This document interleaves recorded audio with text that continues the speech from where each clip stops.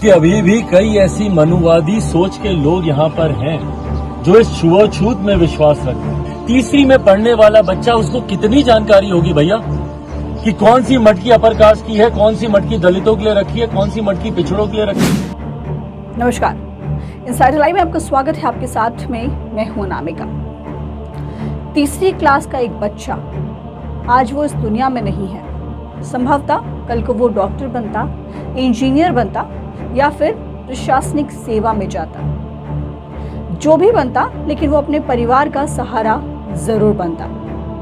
लेकिन भविष्य के इस सहारे को छीन लिया गया। वजह ये थी कि वो बच्चा दलित था और दूसरे के मटके से पानी निकालकर पी लिया था। ऐसा कहना है लोजपा रामविलास के राष्ट्रीय अध्यक्ष चिराग पासवान का। जिस तरीके से एक छोटे से मासूम बच्चे को, जो कि तीसरी कक्षा में पढ़ता था, आज वो इस दुनिया में नहीं है। संभवतः कल को वो बड़ा होकर डॉक्टर बनता, इंजीनियर बनता, प्रशासनिक सेवा में जाता, जो भी बनता, पर कम से कम अपने परिवार का सहारा बनता, अपने बूढ़े दादा का सहारा बनता, अपने पिता का सहारा बनता, अपने भाई बहनों का सहारा बनता। आज भविष्य के उस सहारे को छीन लिया गया, कारण सिर्फ मटके से पानी पीना। क्योंकि अभी भी कई ऐसी मनुवादी सोच के लोग यहाँ पर हैं जो इस छुआछूत में विश्वास रखते हैं, जो भेदभाव करते हैं जाति के आधार पर। और शर्म इस बात पर आती है जो लोग उन लोगों का संरक्षण करते हैं। आज एक छोटे से बच्चे को मार दिया जाता है क्योंकि उसने एक ऐसे मटकी से पानी पिया और उस टीचर को बर्दाश्त नहीं हुआ कि इसने मेरे मटके से इसने कैसे पानी पिया। तीसरी में पढ़ने वाला बच्चा, उसको कितनी जानकारी होगी भैया कि कौन सी मटकी अपर कास्ट की है, कौन सी मटकी दलितों के लिए रखी है, कौन सी मटकी पिछड़ों के लिए रखी है, कौन सी मटकी अल्पसंख्यकों के लिए रखी है। जमुई सांसद चिराग पासवान राजस्थान के जालोर में सुराना गांव पहुंचे, जहां उन्होंने पीड़ित परिवार से मुलाकात की। दरअसल ये पूरा मामला है वो राजस्थान का है और पूरा मामला आपको पूरी डिटेल में बताते हैं। बीते दिनों एक दलित बच्चे द्वारा मटके के पानी को पीने के कारण उसके शिक्षक द्वारा उसकी पीट कर हत्या कर दी गई थी। ये घटना राजस्थान में कुछ दिन पहले घटी थी।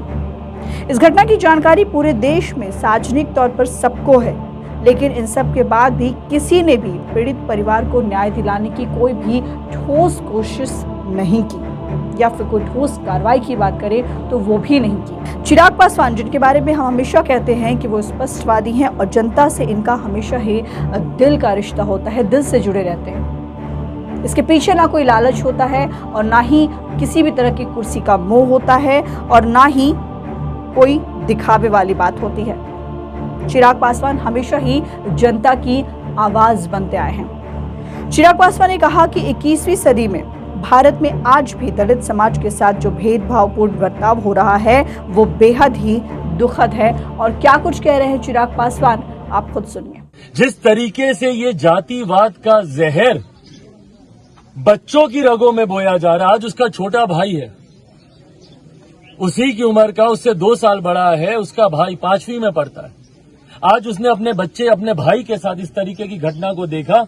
कल को वो किस सोच के साथ बड़ा होगा बताइए। उम्र भर उसके मन में ये सोच रहेगी कि नहीं रहेगी कि मेरा भाई जातिवाद की वजह से मारा गया, क्योंकि हम लोग दलित समुदाय से आते हैं, इसीलिए अगड़ी जाति वालों को बर्दाश्त नहीं हुआ और उन्होंने हमारे भाई को मार दिया। इसी सोच के साथ वो बड़ा होगा ना।